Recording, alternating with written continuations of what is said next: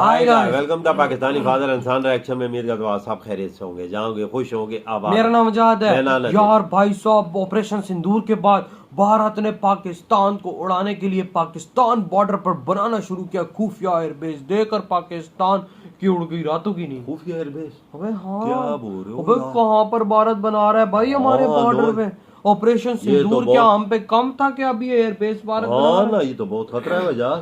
अगर हमारे बॉर्डर के करीब बन जाएंगे तो फिर तो कोई हमारी और खैर नहीं है।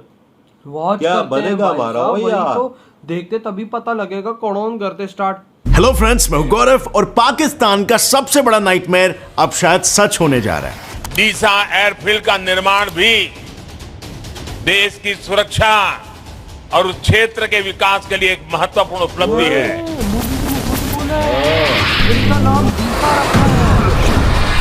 अगर आपको याद हो 1971 इंडो पाकिस्तान वॉर, जिसमें इंडियन एयरफोर्स के हाथों पाकिस्तान का ब्रूटल कार्नेज हुआ था। जी हाँ, वही war which ended with Pakistan losing Bangladesh and more than half of its population. जी हाँ, बिल्कुल वही वॉर जिसके जीत में सबसे बड़ा हाथ था भारत के एस गार्ड इंडियन एयरफोर्स का। क्योंकि डिस्पाइट द फैक्ट कि पाकिस्तान ने सबसे पहले इंडिया के एयर बेसेस को ही टारगेट किया, द एयर बेसेस पर क्विकली रिपेयर्ड और वहीं से शुरू हुआ इंडिया का मुंह तोड़ रिटेलिएशन। फिर क्या था, through out the war India ने अराउंड 6000 एयर अटैक्स लॉन्च किए पाकिस्तान पर, जबकि उसका आधा केवल 3000 ही पाकिस्तान कर पाया हम पर। इनफैक्ट इस इंपैक्ट से पाकिस्तान के 10 air bases were fully decimated and about 75 Pakistani aircrafts were destroyed. So now you understand the importance of an air base. और ये बात थी 1971। लेकिन आज की अगर हम बात करें तो जो एयर बेस दीसा गुजरात में बन रहा है, वो अकेले ही भारत को पाकिस्तान से बचाने के लिए काफी है। And no, I am not at all exaggerating.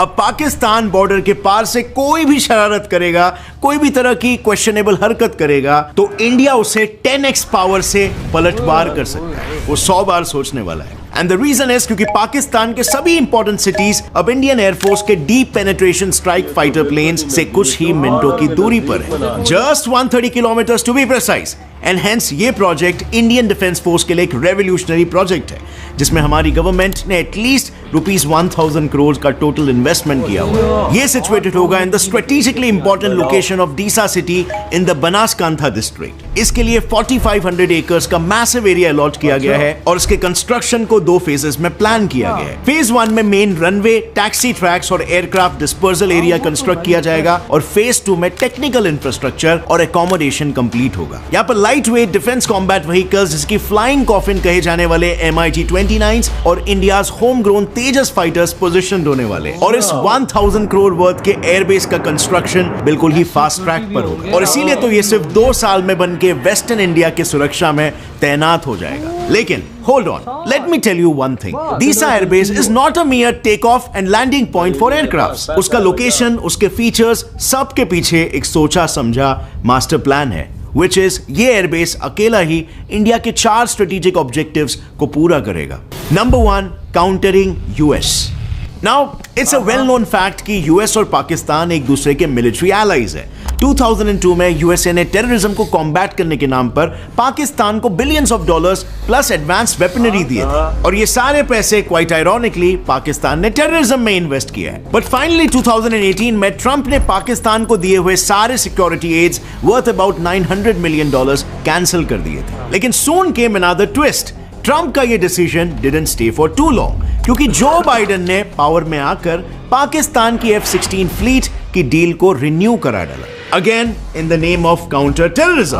And now to just refresh your memory, 2019 के एयर स्ट्राइक में विंग कमांडर अभिनंदन यही F-16 को टैकल करते करते LOC क्रॉस करके पाकिस्तान पहुंच गए थे and that resulted him in being captured by Pakistan. तो विंग कमांडर अभिनंदन F-16 को मार गिराने में कामयाब रहे, लेकिन F-16 की वजह से Pakistan definitely had an edge over us. Now Pakistan और यूएस के बीच में हुई ये F-16 की रिन्यूड डील को वैसे तो इंडिया ने कड़े शब्दों में क्रिटिसाइज किया और यूएस और पाकिस्तान को क्लियरली ये मैसेज दिया है कि you are selling weapon in the name of terrorism. When you are talking of an aircraft like the capability of the F-16, I mean, everybody knows where they are deployed and what is the use and what is their capability.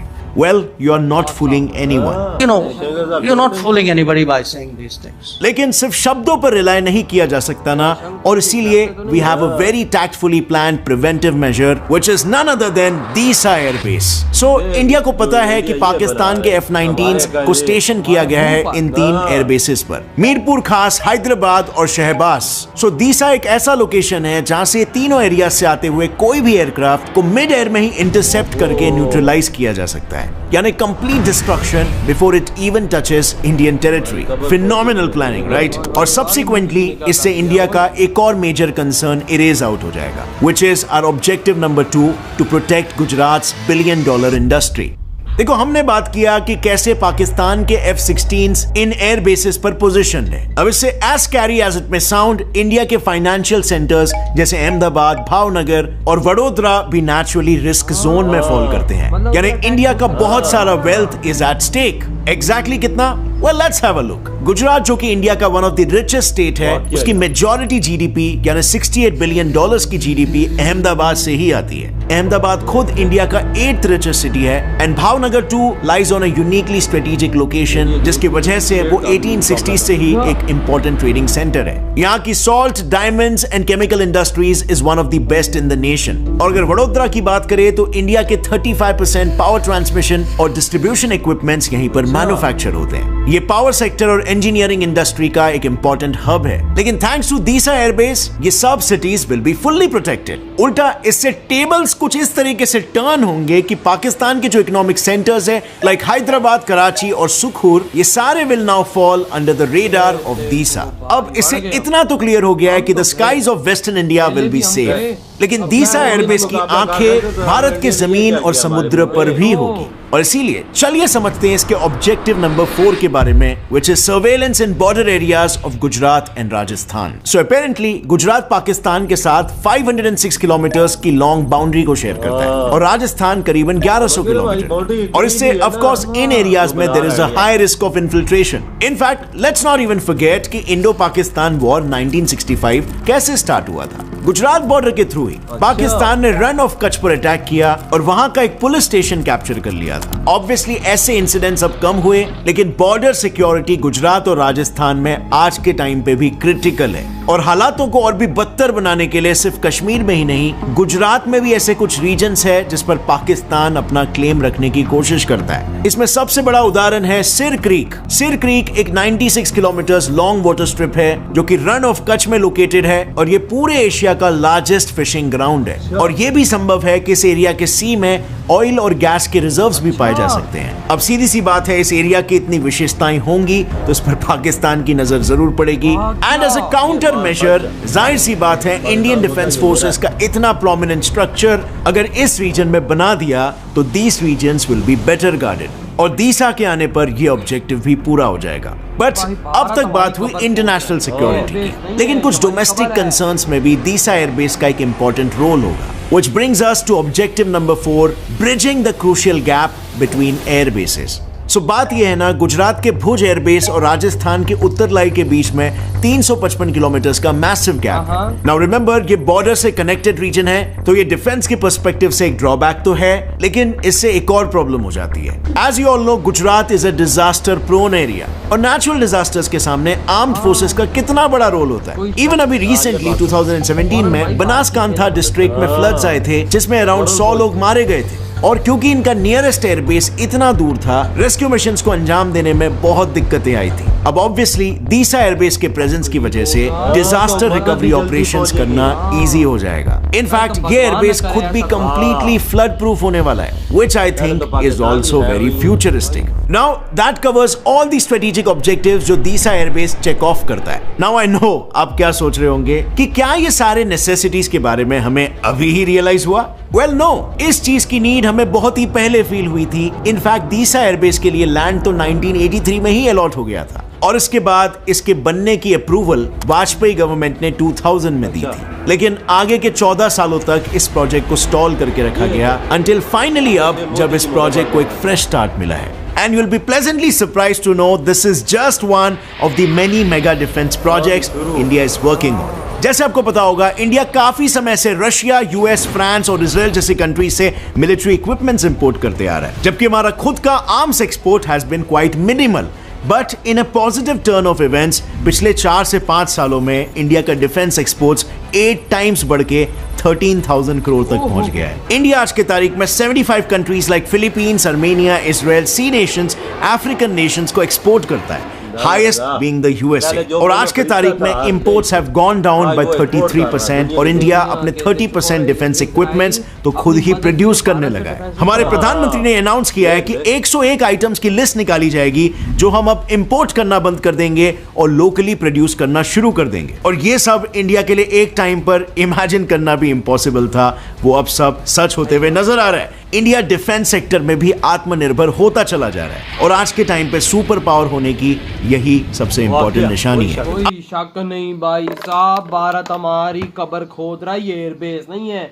ये समझो जो भारत बना रहा है, ये भाई 1000 करोड़ का जो प्रोजेक्ट है, ये हमारी कब्रें हैं, ये हमारी कब्रें हैं भाई। देखो भारत हमारे 3 से 4 एयरबेसों के मुंह पर आ चुका है यार। हमारे बॉर्डर के करीब है ना, वजह वहां से तेजस उड़ेगा, SU-30 उड़ेगा, राफेल उड़ेगा, 100 किलोमीटर दूर है टोटल भाई। जहाज के लिए 100 किलोमीटर के 2 मिनट में बॉर्डर में। ये देख 2000 और जो भारत का मिसाइल है 300 किलोमीटर तो रेंज है, उधर से एयरक्राफ्ट से खड़े खड़े मिसाइलें मारेंगे हम पे। हाँ ना यार, बिल्कुल करीब है। ये मोदी जी ने क्या कर दिया, हम तो खुद पहले मरे हुए हैं। तो ये तो मोदी जी ने और मार दिया। हाँ, ये क्या मोदी जी ने कहा था? मोदी जी कहता रात दिन एक करके बनाओ, 1000 करोड़ पकड़ो, 2 साल के अंदर अंदर ये हमें कंप्लीट चाहिए। हाँ, ये अगले साल के आखिर में मुकम्मल हो जाएगा। हो भाई साहब, भारत क्या करने जा रहा है हमारे साथ? भारत का प्लान क्या है भाई साहब? इंडिया के में भी जो सारे हैं, हम उसका भी नहीं मुकाबला कर सकते। हम हमारे करीब बन गया अब तो। ये सोच वजह, हमारा तो करीब है ही कोई नहीं।